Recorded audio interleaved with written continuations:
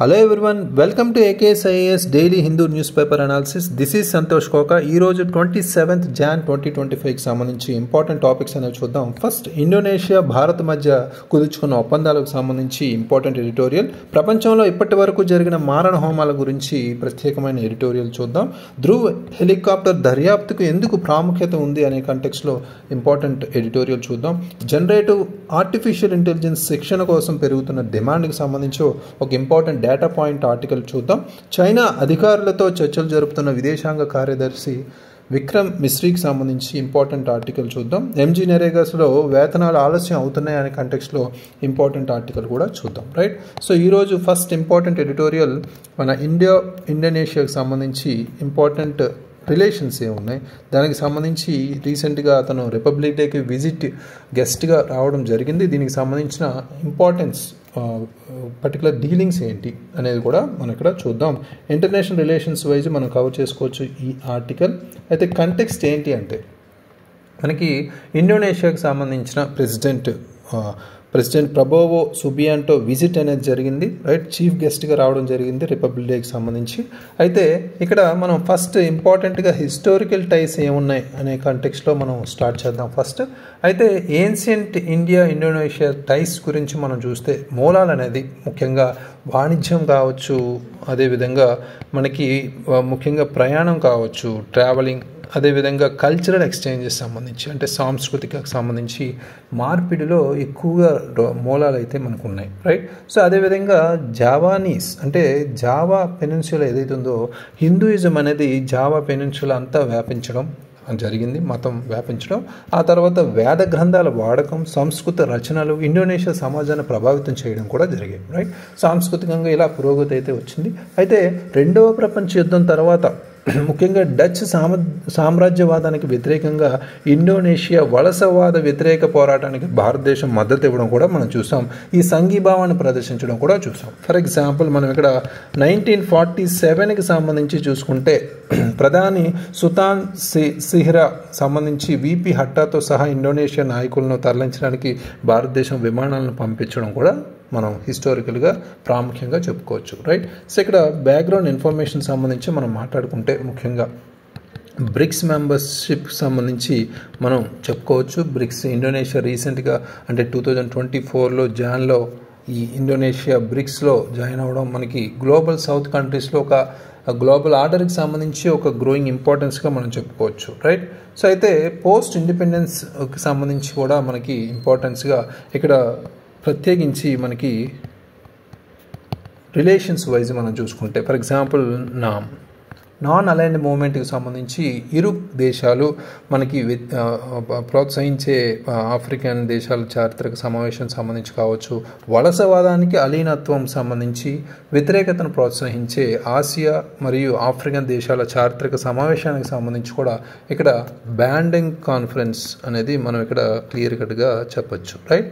So అంటే ఈ రెండు కంట్రీలు ఈ నాన్ అలైన్డ్ మూవ్మెంట్ని ప్రారంభం నుంచి ఉండడం ఇది గమనార్హంగా చెప్పుకోవాలి. అందులో బ్యాండింగ్ కాన్ఫరెన్స్ అనేది అంటే historical meeting of Asian African nations promoting non alignment and opposition to colonialism అంటే బ్యాండింగ్ కాన్ఫరెన్స్ అనేది దానికి సంబంధించి ప్రత్యేకంగా తీసుకొచ్చారు. సో ఇందులో రెండు కంట్రీస్ పాల్గొనడం అనేది ప్రధానంగా మొదటి నుంచి ప్రారంభం నుంచి మనం చూడొచ్చు. రైట్. అదేవిధంగా యాంటీ ఇంపీరియలిజం అంటే సామ్రాజ్యవాద వ్యతిరేకత కావచ్చు, అదేవిధంగా టాలరెన్స్ కావచ్చు, సహనం కావచ్చు, అదేవిధంగా మనకి ఈక్విటబుల్ డెవలప్మెంట్ సమానమైన అభివృద్ధికి సంబంధించి భాగస్వామ్య విలువలు వారిని ఏకం చేయడం మనం చూసాం. రైట్. సో అయితే కాంటెంపరీగా మనం చూస్తే రిలేషన్స్ అనేవి మనం ప్రధానంగా ఫోకస్ చేస్తే ఫస్ట్ జియోపొలిటికల్ అలైన్మెంట్ అనేవి చూడొచ్చు. అంటే ఫస్ట్ యుఎస్ చైనా రైవల్రీ అనేది ఇద్దరికి ఒక సవాలుగానే ఉంది. రైట్. అదేవిధంగా చైనా యొక్క దురాక్రమణ ఇండో పసిఫిక్లో ముఖ్యంగా. రైట్. ఈ ప్రాంతంలో చైనా యొక్క దురాక్రమణ ఇద్దరికీ చాలా ప్రాముఖ్యమైనది, సవాలుగా కూడింది. అదేవిధంగా యుక్రెయిన్ యుద్ధం తర్వాత ఫుడ్ కావచ్చు, ఫెర్టిలైజర్ కావచ్చు, ఫ్యూయల్ కావచ్చు, వీటికి సంబంధించిన భద్రత అనేది ఇరు దేశాలకి ప్రాముఖ్యత అయింది. అదేవిధంగా ఒక పక్క మల్టీలేటరల్ ప్లాట్ఫామ్స్ ఏవైతే ఉన్నాయో వాటికి సంబంధించి మాట్లాడుకుంటే G20 సమ్మిట్స్ అనేవి బాలి 2022లో జరగడం, అదేవిధంగా బాలి 2022లో బాలీలో జరగడం, అదేవిధంగా ఢిల్లీ 2023లో జరగడం మనం చూసాం. రైట్. అయితే ఈ శిఖరాగ్ర సమావేశాల్లో భాగస్వామ్యం కూడా బ్రిక్స్లో ఇండోనేషియా చేరడం ఇవన్నీ మనకి ముందుకు తీసుకెళ్లే విధంగా ఉన్నాయి, రైట్. సో అయితే ఇప్పుడు రీసెంట్ విజిట్ ఏదైతే ఉందో దానికి సంబంధించి మనం ఇక్కడ మాట్లాడుకోవచ్చు. ముఖ్యంగా ఇండోనేషియన్ ప్రెసిడెంట్ 75 సంవత్సరాల ద్వైపాక్షిక సంబంధాలకు ప్రతీకగా ఇక్కడ హాజరు కావడం మనం చూసాం, రైట్. ఇక్కడ కీ అవుట్కమ్స్ అనేవి ప్రధానంగా మనం ఇక్కడ ఫోకస్ చేయాల్సిన అంశం. ఇందులో ఈ ఆర్టికల్లో ప్రధానంగా ఫోకస్డ్ ఇంపార్టెంట్ ఆర్టికల్ అదే, రైట్, మ్యాటర్ అదే, రైట్. సో అయితే 5 సంతకాల మీద మనకి అవగాహన ఒప్పందాలు అయితే జరిగాయి. అందులో మనకి హెల్త్ కావచ్చు, మారిటైమ్ ట్రేడ్ కావచ్చు, సెక్యూరిటీ కావచ్చు, అదేవిధంగా మనకి డిజిటల్ డెవలప్మెంట్ కావచ్చు, అది కూడా మనకి ఇంపార్టెంటే. దాంతోపాటు మనకి cultural cooperation, right. So health, maritime security, అదేవిధంగా ట్రెడిషనల్ మెడిసిన్, ఇది కూడా మనకి ప్రాముఖ్యంగా ఈ 5 కేటగిరీస్లో మనకి ఈ ఎంఓయూస్ అనేవి సైన్ చేయడం జరిగింది. డిఫెన్స్ కోఆపరేషన్ అనేది అంటే రక్షణ సహకారం చాలా ప్రాథమికంగా ఇంపార్టెన్సే, కానీ బ్రహ్మోస్ క్షిపణి అమ్మకం కావచ్చు, సబాంగ్ నౌకాశ్రయం అనే అసేహ్ కనెక్టివిటీ ప్రాజెక్ట్లో పురోగతి అయితే మనకి ఇక్కడ కనిపించట్లేదు ఈ టాక్స్లో. అయితే ఇక్కడ ఛాలెంజెస్ ఏమున్నాయి అనేది మనం ఇక్కడ మాట్లాడుకుంటే ముఖ్యంగా ఈ క్లిష్టమైన వ్యూహాత్మక ప్రాజెక్టులపై ఖచ్చితమైన పురోగతి లేకపోవడం. అంటే ఇప్పుడు చెప్పుకున్నాం కదా, మనకి సబాంగ్ నౌకాశ్రయం లాంటి ప్రాజెక్టులకి సంబంధించి ఈ డిస్కషన్లో అంత చోటు లేదు. అదేవిధంగా కొన్ని సర్దుబాటు అభిప్రాయాలు ఉన్నప్పటికీ భౌగోళిక రాజకీయ సమస్యలపై ఉమ్మడి ప్రకటనలో కొంత సందిగ్ధత అయితే మనకి కనిపిస్తుంది, రైట్. సో ఫ్యూచర్ ఆపర్చునిటీస్ మనం చూస్తే ఈ ప్రాజెక్ట్ ఏదైతే ఉందో రక్షణ సహకారాన్ని మరింత బలోపేతం చేయాల్సిన అవసరం అయితే ఉంది. బ్రహ్మోస్ కావచ్చు, అసేహ్ సబాంగ్ ప్రాజెక్ట్ కావచ్చు, ఇలాంటివన్నీ. దీంతో మనకి ఇండో పసిఫిక్ భద్రత బ్రిక్స్ అజెండాలో మెరుగైన సహకారం అయితే మనకి అవసరం ఫ్యూచర్లో, right. So next important article genocide and the world's averted gaze. ఇక్కడ జినోసైడ్ అంటే ఏంటి? మారణ హోమాలు ఇప్పటి వరకు మన ప్రపంచం మొత్తం అంటే రీసెంట్గా మనం చూస్తే సిరియా కావచ్చు, మనకి హమాస్ దాడులు, ఈ ఇజ్రాయెల్కి సంబంధించి మనం చూసాం. బట్ చరిత్రకు సంబంధించి మనం చూసుకుంటే మొత్తం ఇందులో కవర్ చేశారు, right. So very very important international relations wise context అనేది మనం ఇక్కడ అర్థం చేసుకుంటే మారణ హోమాలకు సంబంధించి ప్రపంచంలో కొన్ని చూపులు అంటే నివారించబడిన కొన్ని ఇంపార్టెంట్గా మనం ప్రాముఖ్యంగా చెప్పుకునే కొన్ని సంఘటనలు కొన్ని దేశాల్లో జరిగినవన్నీ ఇక్కడ మనం ఒకసారి చూడొచ్చు, రైట్. సో ముఖ్యంగా ఫస్ట్ ఇంపార్టెంట్ హోలోకాస్ట్ అండ్ ఆసిస్బిర్కాను అనే 1945లో మనం చూసాం. ముఖ్యంగా అంటే నాజీలు చేసిన దురాఘాతాలను బహిర్గతం చేస్తూ సోవియట్ సైనికులు ఈ ఆస్టిడ్స్ విముక్తి చేశారు. దాదాపు 1.1 మిలియన్ మంది ప్రజలు, ఎక్కువగా యూదులు ఉన్నారు ఇక్కడ, ఈ శిబిరంలో నిర్మూలించబడ్డారు. అది మేజర్గా ప్రధానంగా చెప్పుకోవాలి. అయితే ఇక్కడ నాజీలు యూదుల పౌరసత్వం హక్కులను తొలగించే నురేంబర్గ్ చట్టాలు ఏవైతే ఉన్నాయో, ఫర్ ఎగ్జాంపుల్ మనం నురేంబర్గ్ లాస్ అనేవి మనకి 1935లో తీసుకురావడం జరిగింది. ఇలాంటి యూదు వ్యతిరేక చట్టాలు ఏవైతే ఉన్నాయో క్రమ పద్ధతిలో అమలు చేయడం జరిగింది, రైట్. సో అదొక జినోసైడ్గా మనం చెప్పుకోవచ్చు 1945లో. నెక్స్ట్ మనకి అసలు జినోసైడ్ కన్వెన్షన్ అనేది ఒకటి తీసుకొచ్చారు. దాని గురించి కూడా బ్యాక్గ్రౌండ్ రిలేటెడ్గా మనం చెప్పుకుంటే 1948కి సంబంధించి చూసుకుంటే ఈ జాతి లేదా మత సమూహాన్ని నాశనం చేసే లక్ష్యంతో చేసే కొన్ని చర్యలను మారణ హోమం అని నిర్వచిస్తుంది ఈ జీనోసైడ్ కన్వెన్షన్ అనేది, రైట్. సో అయితే జీనోసైడ్కి సంబంధించి ఇంటర్నేషనల్గా ఫెయిల్యూర్స్ ఏమున్నాయి అనేది మనం ఒక్కొక్కటి మనం చూస్తే కోల్డ్ వార్ డైనమిక్స్ అనేవి ప్రధానంగా మనం ఇక్కడ చెప్పుకోవచ్చు, రైట్. సో అంటే ఫస్ట్ మనకి కాంబోడియా 1975 to 79 ప్రాంతంలో మనం చూసుకుంటే ఖమేర్ రూజ్ లక్షలాది మందిని తీయడం జరిగింది. అయితే భౌగోళిక రాజకీయ ఆసక్తులు అంతర్జాతీయ ప్రతిస్పందనలు అయితే నిర్దేశించాయి, రైట్. సో అయితే ఇక్కడ రవాండాలో చూసుకుంటే 1994లో మనం ప్రాముఖ్యంగా చెప్పుకుంటే ఆల్మోస్ట్ 8 లక్షల నుండి 1 మిలియన్ల మధ్య ఈ టూటీలు, అదేవిధంగా మితవాద హూటూలు హోచకోత పోయడం జరిగింది. అయితే యుఎన్ లాంటి శాంతి భద్రతలు ఇక్కడ అసమర్థంగా ఉండిపోవడం ఇక్కడ గమనించవచ్చు, రైట్. సో అదేవిధంగా మనకి స్రెబ్రెనికా దేశానికి సంబంధించి మనం మాట్లాడుకుంటే 1995లో ఆల్మోస్ట్ 8,000 బోస్నియన్ ముస్లిమ్స్ ఎవరైతే ఉన్నారో వాళ్ళు ఇక్కడ ఎగ్జిక్యూట్ చేయడం జరిగింది. అంటే బోస్నియన్ ముస్లింల ఐక్యరాజ్య సమితి సేఫ్ జోన్లో ఉరి తీయడం అయితే ఇక్కడ మనం చూడవచ్చు. అయితే ఈ స్రెబ్రెనికా అనే ఈ ప్రాంతం ఎక్కడ ఉందంటే బోస్నియాలో ఉంది. ఇది వెరీ ఇంపార్టెంట్. అదేవిధంగా నెక్స్ట్ మనకి డార్ఫూర్ అనేది 2003-05 మధ్యలో ఈ ప్రాంతం, ఈ డార్ఫూర్ అనేది ముఖ్యంగా సూడాన్లో ఒక ప్రత్యేకమైన ప్రాంతంగా చెప్పుకోవచ్చు. ఆల్మోస్ట్ 2 లక్షల మందికి పైగా మరణించడం జరిగింది. సూడాన్లో హింస కొనసాగుతూ ఉంది ఇప్పటికీ కూడా, రైట్. సో అయితే ఈ కాంటెంపరీ టైమ్స్లో మనం చూసుకుంటే అంటే సమకాలీన పరంగా మనకి జాత్యహంకార ఆందోళనలు మనం చూస్తున్నాం. 1 by 1 మనం చూస్తే గాజా కాన్ఫ్లిక్ట్ మొదటిగా మనం చెప్పుకోవచ్చు, రైట్. గాజా కాన్ఫ్లిక్ట్లో గాజాలో ఇజ్రాయెల్ చర్యలు జాత్యహంకారానికి సమానమా అని అంతర్జాతీయ న్యాయస్థానం కూడా అంచనా వేయలేకపోతుంది, రైట్. సో అదేవిధంగా గాజా యొక్క విధ్వంసంలో 92% గృహాలు, ఆరోగ్య సౌకర్యాలు, పాఠశాలలు ఉన్నాయి. మృతుల సంఖ్య ఆల్మోస్ట్ 47,000 దాటింది.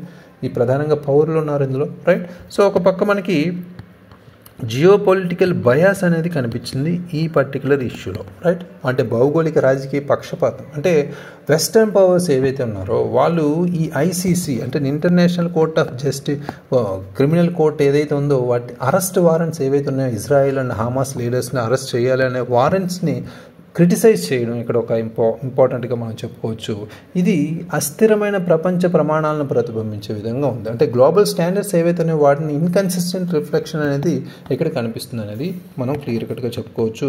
అయితే క్రిటికల్ రిఫ్లెక్షన్ మనం ఏం చేయాలి అంటే విమర్శనాత్మకంగా మనం ఈ పర్టికులర్ సంఘటనలను, మారణ హోమాలను మనం చూస్తే నెవర్ అగైన్ అనే ప్రిన్సిపల్ ఏదైతే ఉందో అంటే ప్రపంచ ప్రతిస్పందనలు కొంత ఆలస్యంగా మనం చూడవచ్చు. అంటే గ్లోబల్ రెస్పాన్సెస్ అనేవి చాలా లేట్గా వచ్చే ఇలాంటి వాటి మీద, అదేవిధంగా సెలెక్టివ్గా వచ్చే, పొలిటికల్లీ ఇన్ఫ్లుయెన్స్డ్గా ఉన్నాయి. అంటే రాజకీయ పరంగా ప్రభావితం కావడం మనం ఇక్కడ చూడవచ్చు. అంటే నెవర్ అగైన్ ప్రిన్సిపల్ అంటే ఏంటి? మళ్ళీ అన్నడూ కాదు. అంటే ఇలాంటివి మళ్ళీ రాకుండా జరగకుండా చూసే ప్రిన్సిపల్ సూత్రం ఏదైతే ఉందో దాన్ని తరచుగా విఫలం అవుతుంది అనేది కూడా ఇక్కడ క్లియర్ కట్గా ఈ ఆర్టికల్లో చెప్పుకుంటూ వచ్చారు, రైట్.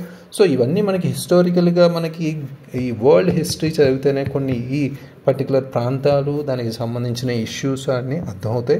ఈ ఆర్టికల్ అంతా మనకి ప్రత్యేకంగా ఇంపార్టెంట్ కాదు. ఓకే, ఈ మారణ హోమాలు, జినోసైడ్స్ అనేవి ఈ ప్రాంతాల్లో జరిగాయి అనేది మనకు తెలిస్తే సరిపోతుంది, right. So next important editorial, a checklist for the Dhruv helicopter investigation.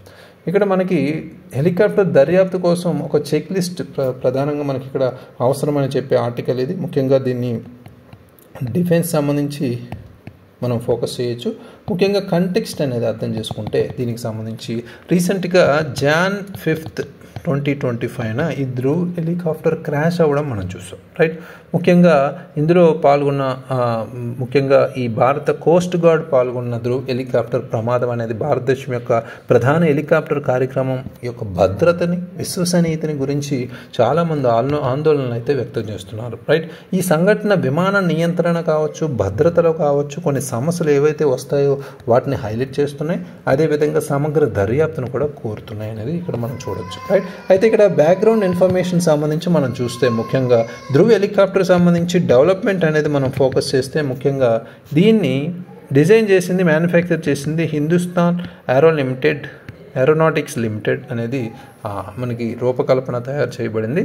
అయితే టైలర్ మేడ్గా మనం చెప్పే ఇండియాస్ డైవర్స్ ఆపరేటింగ్ కండిషన్స్ అయితే దీనికి విభిన్నంగా మనం ఫోకస్ చూడొచ్చు. అయితే ఈ ఫస్ట్ ఫ్లైట్ అనేది August 20, 1992లో ఆపరేషన్ చేయడం, కొన్ని ఆపరేషన్ ఛాలెంజెస్ కూడా ఫేస్ చేయడం కూడా మనకి జరిగింది, రైట్. Background oriented. అయితే సిగ్నిఫికెన్స్ ఏంటి, దీనికి సంబంధించి ప్రాముఖ్యత ఏంటి అనేది మనం ఫోకస్ చేస్తే మన ఇండియన్ ఆర్మ్డ్ ఫోర్సెస్ ఏవైతే ఉన్నాయో వాటికి సంబంధించి ఒక వర్క్ హార్స్గా దీన్ని పిలవచ్చు. అదేవిధంగా నేపాల్, మారిషస్ వంటి దేశాలకు ఎగుమతి చేయడం భారతదేశ రక్షణ ఎగుమతులకు కూడా తోడ్పడుతుంది అనేది కూడా ఇక్కడ మనం చెప్పచ్చు, రైట్. అయితే ఛాలెంజెస్ ఏమున్నాయి వీటికి సంబంధించి? ముఖ్యంగా ఇక్కడ గేర్ బాక్స్ ఇష్యూస్ కావచ్చు, రెయిన్ వాటర్ లీక్స్ కావచ్చు, ఇలాంటి ఛాలెంజెస్ ప్రారంభ కాలంలో ఉండేవి. బట్ ఇప్పుడు మనం ప్రజెంట్ సిచ్యువేషన్లో చూస్తే విమాన నియంత్రణ, నిర్వహణ జాప్యాలు అంటే ఫ్లైట్ కంట్రోలబిలిటీ, మెయింటెనెన్స్ డిలేస్ అనేవి ఎక్కువగా ఉంటున్నాయి అనేది ఇష్యూస్గా, ఛాలెంజ్గా మనం చెప్పుకోవచ్చు. అయితే ఈ ఇష్యూస్, ఏ యాక్సిడెంట్ ఏదైతే జరిగిందో దానికి సంబంధించి కీ ఇష్యూస్ ఏమున్నాయంటే రిపిటేటివ్ ఫ్లైట్ కంట్రోల్ ప్రాబ్లమ్స్, అంటే ఈ పునరావృత విమాన నియంత్రణ సమస్యలు మనకి ఎక్కువ అవుతున్నాయి. అది ఒక ఇంపార్టెంట్గా చెప్పుకోవచ్చు. 3 వారాలకు పైగా ధ్రువ్ గ్రౌండింగ్ తీవ్రమైన పరిష్కరించని సమస్యను సూచిస్తుంది, కానీ దాన్ని అలాగే వాళ్ళు ఫోకస్ చేయకుండా ఉండడం అనేది ఒక ఇంపార్టెంట్ సవాల్గా, ప్రాబ్లమ్స్గా చెప్పుకోవచ్చు, రైట్. అదేవిధంగా ఇన్వెస్టిగేషన్ షార్ట్ కమింగ్స్ కూడా ఉన్నాయి. మనకి కరెంట్ ఇన్వెస్టిగేషన్స్ చూసుకుంటే ఈ హెచ్ఏఎల్ కావచ్చు, సెమీలాక్ కావచ్చు, వీటికి సంబంధించి, అదేవిధంగా కోస్ట్ గార్డ్కి సంబంధించి ఇలాంటి వాటి మీద ఫోకస్ చేశారు. నిష్పాక్షికమైన విధానాన్ని నిర్ధారించడానికి స్వతంత్ర కమిటీలు, విద్యా నిపుణులు అయితే చాలా అవసరం, రైట్. సో అవి మనకి ఫోకస్ చేయాలి. ఇక్కడ నైపుణ్యం లేని డొమైన్లకు సంబంధించి కూడా ఇక్కడ ఒక సమస్యగా చెప్పుకోవచ్చు. నెక్స్ట్ మనకి అకౌంటబిలిటీ ఇష్యూస్ కూడా, అకౌంటబిలిటీ లేకపోవడం అనేది కూడా ఇక్కడ హెచ్ఏఎల్ ఉత్పత్తి నాణ్యత కావచ్చు, అదేవిధంగా సెమీలాక్స్ ఏవైతే ఉన్నాయో ధృవీకరణ ప్రమాణాలను కూడా పరిశీలించాల్సిన అవసరం అయితే ఉంది. అదేవిధంగా లాంగ్ డిలేస్ ఏవైతే ఉన్నాయో సేఫ్టీ రికమెండేషన్ సంబంధించి ఇంప్లిమెంట్ చేయాల్సిన అవసరం అయితే ఉందని కూడా చెప్తున్నారు. ఫ్యూచర్ ప్రోగ్రామ్స్ ఏవైతే ఉన్నాయో భవిష్యత్ కార్యక్రమాలపై ప్రభావాలు అయితే చాలా ఉంటాయి. అంటే లైట్ కంబాట్ హెలికాప్టర్ లాంటివి, ప్రచండ్ అంటాం మనం, రైట్, ప్రచండ్ లాంటిది, అదేవిధంగా ఇండియన్ మల్టీ రోల్ హెలికాప్టర్ కావచ్చు. ఇలాంటివి కొన్ని కాంపోనెంట్స్ ధ్రువ్తో కొన్ని షేర్ చేసుకునే కాంపోనెంట్స్ ఉన్నాయి. సిమిలర్ ఇష్యూస్ వచ్చే అవకాశం ఉంది. కాబట్టి భారతదేశ రక్షణ వ్యవస్థకు సంబంధించి సంసిద్ధత, ఆత్మనిర్భర్ భారత్ లక్ష్యాలకు సకాలంలో సంస్కరణలు తీసుకురావాల్సిన అవసరం చాలా ఉందనేది కూడా ఇక్కడ చెప్తున్నారు, రైట్. సో ఇవి మనకి ఫోకస్ చేయాల్సిన అంశాలు ఇక్కడ ముఖ్యంగా. So next important issue, India and US lead Coursera enrolments for generative AI courses, right. ఇది మనకి science and technology related cover చేసుకోవచ్చు. ఇంపార్టెంట్గా ఇండియా, యుఎస్ ఈ జనరేటివ్ ఆర్టిఫిషియల్ ఇంటెలిజెన్స్ కోర్సుల కోసం ఎక్కువ ఎన్రోల్మెంట్స్ అయితే ఈ దేశాల నుంచి, ఇండియా, యుఎస్ నుంచే వస్తున్నాయి అనేది మనకి కాంటెక్స్ట్ అనేది చెప్తుంది. ఇక్కడ ముఖ్యంగా ఇక్కడ ఈ కోర్సెరా యొక్క ఫ్యూచర్ ఆఫ్ జాబ్స్ రిపోర్ట్ 2025 సంబంధించి మనకి హైలైట్ చేసినట్లుగా జనరేటివ్ ఏఐ శిక్షణ కోసం పెరుగుతున్న డిమాండ్ గురించి ఇక్కడ చర్చించారు. ఈ నేపథ్యంలో ప్రపంచ నమోదుల్లో మనం చూసుకుంటే భారతదేశం, యునైటెడ్ స్టేట్స్ రెండు ముందంజలో ఉన్నాయనేది కూడా చెప్తున్నారు, రైట్. సో అయితే ఈ ధోరణి వెనుక ఉన్న అసలైన కారకాలు ఏంటి, ఆ దేశాల మధ్య కొన్ని భిన్నమైన అంశాలు కూడా మనం ఇక్కడ ఫోకస్ చేస్తాం, రైట్. కీ ఇంపార్టెంట్ పాయింట్స్ చూస్తే ఈ జనరేటివ్ ఏఐ ట్రైనింగ్ గ్రోత్ అనేది మనం ఇక్కడ ఫోకస్ చేయాలి. అంటే ఇండియా, యుఎస్ రెండు ఉంటే జనరేటివ్ ఏఐ కోర్సుల్లో నమోదులో భారతదేశం, యుఎస్ ముందంజలో ఉన్నాయనేది మనకి ఇక్కడ తెలుస్తుంది. యుఎస్లో వ్యక్తిగత అభ్యాసకులు ఈ డిమాండ్ని నడిపిస్తున్నారని, పునాది నైపుణ్యాలు, ప్రాంప్ట్ ఇంజనీరింగ్ కావచ్చు, నమ్మదగిన ఏఐ పద్ధతులు కావచ్చు, ఈ వాటి భావనలు కావచ్చు దృష్టి పెడుతున్నారు యుఎస్లో. అదే మనకి ఇండియాలో చూసుకుంటే ముఖ్యంగా డిమాండ్ ఎక్కువగా కార్పొరేట్ స్పాన్సర్షిప్ ద్వారా నడపబడుతుంది. సో ఎక్సెల్ కావచ్చు, ఎక్సెల్ వంటి సాధనాల్లో ఉత్పాదకతను పెంచడం, ఏఐ ఆధారిత అనువర్తనాలను అంటే అప్లికేషన్స్ని అభివృద్ధి చేయడం, ఇలాంటి కార్యాలయంలో ఆచరణాత్మక అనువర్తనాలపై దృష్టి పెట్టడం కూడా ఇండియాలో జరుగుతుంది, రైట్. సో ఇది కొంత డిఫరెన్స్ మనకి. అయితే ఇక్కడ గ్లోబల్ టెక్నాలజీ షిఫ్ట్స్ ఏ విధంగా జరుగుతున్నాయి, రైట్. అంటే ప్రపంచవ్యాప్తంగా ఈ సాంకేతికత పరివర్తన ఏం జరుగుతుంది అంటే ఉత్పాదక ఏఐ వృద్ధి అనేది పరిశ్రమలలో సాంకేతిక పరివర్తన యొక్క విస్తృత ధోరణిలో భాగంగా మనం చెప్పుకోవచ్చు. ముఖ్యంగా ఏఐ అండ్ ఇన్ఫర్మేషన్ ప్రాసెసింగ్ టెక్నాలజీలు ఏవైతున్నాయో 2030 నాటికి వ్యాపారాలను గణనీయంగా ప్రభావితం చేస్తాయని భావిస్తున్నారు, రైట్. అయితే స్వయం ప్రతిపత్తి వ్యవస్థలు లేదా ఇంధన సాంకేతిక పరిజ్ఞానాల వంటి ఇతర సాంకేతిక పరిజ్ఞానాల కంటే ఏఐ కావచ్చు, రోబోటిక్స్ కావచ్చు, రైట్, వ్యాపార పరివర్తనను ఎక్కువగా నడిపిస్తాయని కూడా వీళ్ళు భావిస్తుండడం జరిగింది. అయితే నెక్స్ట్ మనకి ఎంప్లాయ్మెంట్ మీద, వర్క్ ఫోర్స్ మీద ఈ ప్రభావాలు ఏ విధంగా ఉన్నాయంటే ఈ ఆర్టిఫిషియల్ ఇంటెలిజెన్స్ పెరుగుదల ఉద్యోగ పాత్రలను పునర్నిర్మించే విధంగా ఉంటున్నాయి. అంటే బిగ్ డేటా స్పెషలిస్టులు కావచ్చు, ఫిన్టెక్ ఇంజనీర్లు కావచ్చు, ఏఐ స్పెషలిస్ట్ కావచ్చు, ఇలాంటి కొత్త పాత్రలు వేగంగా పెరుగుతాయని కూడా భావిస్తున్నారు. 2030 కల్లా మనం చూసుకుంటే ఉద్యోగాలు మరింత ఆటోమేషన్ చూస్తాయని, మానవ కార్మికులు, యంత్రాలు మరియు సహకార ప్రయత్నాల మధ్య పనులు మరింత సమానంగా విభజించబడతాయనేది కూడా ఇక్కడ చెప్తున్నారు, రైట్. సో అయితే 47% పనులు ప్రజెంట్ చూసుకుంటే మానవ పనితీరుగా మనం చూస్తే ఇది మనకి 2030 నాటికి మనకి ఆటోమేషన్ పెద్ద మొత్తంలో పనులను నిర్వహించగలదని కూడా భావిస్తున్నారు. అంటే ప్రాథమికంగా పరిశ్రమల్లో పని ఎలా జరుగుతుందో ఆ మార్పు అనేది పరిశ్రమలో ఇండస్ట్రీస్లో ఎక్కువగా ఆ మార్పు అనేది మనం చూడొచ్చు అనేది కూడా చెప్తున్నారు. ఇన్వెస్ట్మెంట్ సర్చ్ అంటే ఏఐలో ఆర్టిఫిషియల్ ఇంటెలిజెన్స్లో పెట్టుబడుల పెరుగుదల అనేది మనకి ఇక్కడ కనిపిస్తుంది. ఫర్ ఎగ్జాంపుల్ నవంబర్ 2022లో ఈ చాట్ జీపీటీ విడుదలైనప్పటి నుంచి ఆర్టిఫిషియల్ ఇంటెలిజెన్స్ సాంకేతికతలు వాటికి మద్దతు ఇవ్వడానికి మౌలిక సదుపాయాల్లో పెట్టుబడులు దాదాపు 8 రెట్లు పెరిగాయంట. రైట్. సో అది కూడా మనకి ఇక్కడ ఇంపార్టెంట్ పాయింటే. అయితే ఈ ఇంక్రీజ్ అనేది ఏదైతే ఉందో అంటే పెట్టుబడుల్లో పెరుగుదల ఈ రంగంలో పురోగతికి మార్గం సుగమం చేస్తుందని, భవిష్యత్ శ్రామిక శక్తికి ఏదైతే ఉందో రూపొందించడంలో ఆర్టిఫిషియల్ ఇంటెలిజెన్స్ సాంకేతికతలు కీలక పాత్ర పోషిస్తాయి అనేది కూడా ఇక్కడ భావిస్తున్నారు. రైట్. సో ఈ పర్టికులర్ ఆర్టికల్లో అది డీల్ చేశారు. Next important article, foreign secretary Vikram Misri in Beijing for tax with Chinese officials. China అధికారులతో చర్చలు జరుపుతున్న విదేశాంగ కార్యదర్శికి సంబంధించి ఇది మనం డిస్కస్ చేయొచ్చు. ఇంటర్నేషనల్ రిలేషన్స్ వైజ్ కంటెక్స్ట్ అనేది ఇక్కడ మనం అర్థం చేసుకుంటే ముఖ్యంగా ఈ విజిట్ అనేది సెకండ్ హై ప్రొఫైల్ డిప్లొమాటిక్ ఎంగేజ్మెంట్కి ముందుకు తీసుకెళ్లే విధంగా ఉండబోతుంది. అదేవిధంగా మనకి ఇక్కడ బ్యాక్గ్రౌండ్ ఇన్ఫర్మేషన్ మనం చూస్తే ఇండియా చైనా రిలేషన్స్ అంటే ముఖ్యంగా చారిత్రాత్మకంగా చూస్తే భారతదేశం అదేవిధంగా చైనాకు సంబంధించి ఆర్థిక సహకారం, సరిహద్దు వివాదాల వరకు ముఖ్యంగా లడాక్ ప్రాంతాల్లో సంక్లిష్టమైన సంబంధాలను పంచుకుంటున్నాయి. ముఖ్యంగా 2020లో మన సైనిక ప్రతిష్టంభన చూసాం, గాల్వన్ దాడులు సంబంధాలను మరింత దిగదార్చడం. అయితే ఇటీవలి ప్రయత్నాలు ఈ సంబంధాలను కొంత స్థిరీకరించడమే లక్ష్యంగా పెట్టుకోవడం మనం చూస్తున్నాం. రైట్. అయితే ఈ ఇష్యూస్ ఏవైతే ఉన్నాయి అంటే foreign secretary, vice minister mechanism సంబంధించి మనం ఇక్కడ మాట్లాడుకుంటే ఇక్కడ కీ ఇష్యూస్ ఏంటి అంటే ముఖ్యంగా బోర్డర్ సెక్యూరిటీ దాని మీద ఫోకస్ చేస్తారు. దాంతోపాటు మనకి ఎకనామిక్ కోఆపరేషన్, వాటితో పాటు రీజనల్ స్టెబిలిటీ, ఈ మూడింటి మీద ఎక్కువగా ఫోకస్ చేస్తున్నారు అనేది ఇక్కడ తెలుస్తుంది. అయితే రెలవెంట్ ఎగ్జాంపుల్స్ మనం అర్థం చేసుకుంటే ఇక్కడ బయలాటరల్ టాక్స్ గురించి కావచ్చు, లడాక్ స్టాండప్ గురించి కావచ్చు, మనం ప్రీవియస్ ఆర్టికల్స్లో చాలా చూసాం. అయితే ఈ టాక్స్లో అజెండా ఏంటి మేజర్గా అంటే బయలాటరల్ ఎక్స్చేంజెస్ ఏవైతే ఉన్నాయో వాటిని స్ట్రెంథెన్ చేయడం, అదేవిధంగా రీజనల్ అండ్ ఇంటర్నేషనల్ ఇష్యూస్ ఏవైతే ఉన్నాయో వాటికి సంబంధించి కొంత ట్యాకిల్ చేయాల్సిన అవసరం అయితే ఉంది కాబట్టి వాటి మీద దృష్టి పెడుతున్నారు. అంటే ఈ ఓవరాల్ డెవలప్మెంట్ ఏవైతే ఉన్నాయో బయలాటరల్ టైస్ సంబంధించి దాన్ని స్టెబిలైజ్ చేయాల్సిన అవసరం అయితే ఉందనేది కూడా వీళ్ళు ఫోకస్ చేస్తున్నారు. రైట్. అయితే బయలాటరల్ మెకానిజం రిజంప్షన్ అనేది ఇక్కడ మనం ఫోకస్ చేయాలి. అంటే ద్వైపాక్షిక యంత్రాంగ పునఃప్రారంభం. ఈ పర్యటన నాయకత్వ స్థాయిలో ఇటీవల జరిగిన వరుస పరస్పర చర్యలను అనుసరిస్తూ లడాక్ సైనిక ప్రతిష్టంభన కారణంగా 4 సంవత్సరాలకు పైగా నిలిచిపోయిన మన విదేశాంగ కార్యదర్శి ఉప మంత్రి సంభాషణ యంత్రాంగం పునఃప్రారంభానికి సంకేతంగా మనం చెప్పుకోవచ్చు అనేది కూడా ఇక్కడ తెలుస్తుంది. అయితే ఈ ఆర్టికల్లో మనం ఈ విజిట్ అయిన తర్వాత ఏం చేసుకున్నారు, ఏం మాట్లాడారు అనేది ఇక్కడ తెలుస్తుంది. Right. So next important and last important article, no extra allocation for MG NREGA's wages delayed. ఇక్కడ ఎంజీ నరేగా సంబంధించి అదనపు కేటాయింపులు లేవని, వేతనాలు ఆలస్యమని రీసెంట్గా కొన్ని చెప్తున్నాయి రిపోర్ట్స్, అవి చూద్దాం. అయితే ఇది గవర్నెన్స్ సంబంధించి మనం టాపిక్ కవర్ చేసుకోవచ్చు. కంటెక్స్ట్ అనేది అర్థం చేసుకుంటే ఇక్కడ ఎంజీ నరేగా సంబంధించి బ్యాక్గ్రౌండ్ అనేది ఫస్ట్ మనం తెలుసుకోవాలి. రైట్.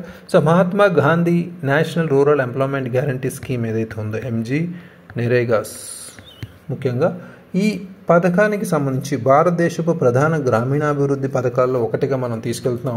నైపుణ్యం లేని శారీరక శ్రమ చేయాలనుకునే గ్రామీణ కుటుంబాలకు సంవత్సరానికి 100 రోజుల ఉపాధి కల్పించడం ఈ పథక విశేషం. రైట్. సో అయితే బడ్జెట్ అలొకేషన్ సంబంధించి మనం ఇక్కడ మాట్లాడుకుంటే ముఖ్యంగా అలొకేషన్ ఇష్యూస్ అనేవి ఉన్నాయి. రైట్.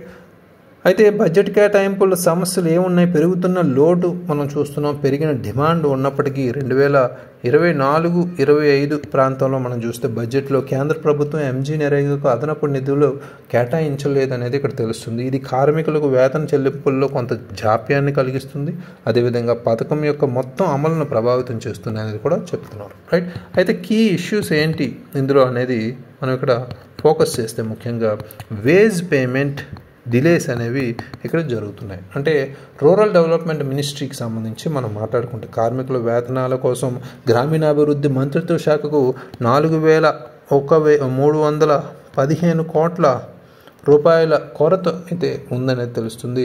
ఇక్కడ భౌతిక ఖర్చుల కోసం 5,000 కోట్ల రూపాయల బాధ్యత ఉన్నప్పటికీ 60% మెటీరియల్ ఖర్చులకు ప్రభుత్వం బాధ్యత వహిస్తుంది. రాష్ట్రాలు అయితే 40% అయితే ఇక్కడ కేటాయిస్తున్నారు. రైట్. వేతన చెల్లింపుల్లో ఈ ఆలస్యం ఎంజీనరేగా చట్టాన్ని ఉల్లంఘించడం, అదేవిధంగా ఇది వేతనాలు ఒక పక్షం రోజుల్లోపు చెల్లించాలనేది కూడా ఆదేశించడం జరుగుతుంది. అంటే 15 రోజుల్లోపు. రైట్. సో అయితే next material component short fall అనేది కూడా మనకి ఇక్కడ కలుగుతుంది. అంటే మెటీరియల్ ఖర్చుల చెల్లింపుల్లో జాప్యం ఫలితంగా కొంత మెటీరియల్ సరఫరా చేయడానికి ఇష్టపడని వారు ఉన్నారు. ఇది క్షేత్రస్థాయి పని ఏదైతే ఉందో అంటే వర్క్ సైకిల్ని అంతరాయం కలిగిస్తుంది అనేది కూడా చెప్తున్నారు. అయితే అడిషనల్ అలొకేషన్ అనేది మనకి రావట్లేదు అంటే ప్రభుత్వం నుంచి, అంటే అదనపు కేటాయింపులు లేవు అనేది క్లియర్ కట్గా తెలుస్తుంది. 2024-25లో ఈ పథకానికి 86,000 కోట్లు రూపాయలు కేటాయించారు. అయితే లోటు ఉన్నప్పటికీ పదే అభ్యర్థించినప్పటికీ అదనపు నిధులు ఇవ్వకపోవడం ఒక సమస్యగా చెప్తున్నారు. అయితే పాస్ట్ ట్రెండ్స్ ఏవైతే ఉన్నాయో పాత పరంగా అంటే మునుపటి బడ్జెట్ సర్దుబాట్లకు సంబంధించి మనం చూస్తే 2020-21కి సంబంధించి ఈ కోవిడ్ ఏదైతే ఉందో దానికి సంబంధించి రివర్స్ మైగ్రేషన్ అనేది మనం చూసాం. అంటే ఈ తిరోగమన వలసలు అనేవి మనం చూసాం. రైట్. ఈ రివర్స్ మైగ్రేషన్ కారణమైనప్పుడు ఉపాధి కోసం డిమాండ్ పెరిగింది కాబట్టి ప్రభుత్వం ఎంజీనరేగాకు కేటాయింపులు 61,500 కోట్లు కేటాయించారు. ఆ కోట్ల నుండి 1,11,500 కోట్లకు పెంచింది అప్పుడు. రైట్. సో బట్ ఇప్పుడు ట్రెండ్లో మనకి ఇంకా పెంచాల్సిన అవసరం అయితే ఉందనేది కూడా తెలుస్తుంది. ఆర్టిఫిషియల్ సప్రెషన్ ఆఫ్ డిమాండ్ అంటే డిమాండ్ను కృత్రిమంగా అణచివేయడం కూడా చూస్తున్నారు. అంటే ఈ సంవత్సరం ముఖ్యంగా తక్కువ కేటాయింపు కృత్రిమంగా డిమాండ్ని అణచివేస్తుందని, ఇది పథకం అమల్లో జాప్యం అంతరాయాలను కూడా దారితీస్తుందని విమర్శకులు అయితే అభిప్రాయపడ్డారు. రైట్. సో ఇది మనకి చూడాలి. ప్రభుత్వం దీని మీద ఫోకస్ చేసి ఎంజీనరేగా వేతనాలు డిలే చేయకుండా అదేవిధంగా ఎక్స్ట్రా అలొకేషన్ అనేది కూడా పెడతారని ఆశిస్తున్నారు. రైట్. ఇవి ఈరోజు important topics, editorials and articles అనేవి కవర్ చేసాం. Please revise it. Thank you very much. All the very best.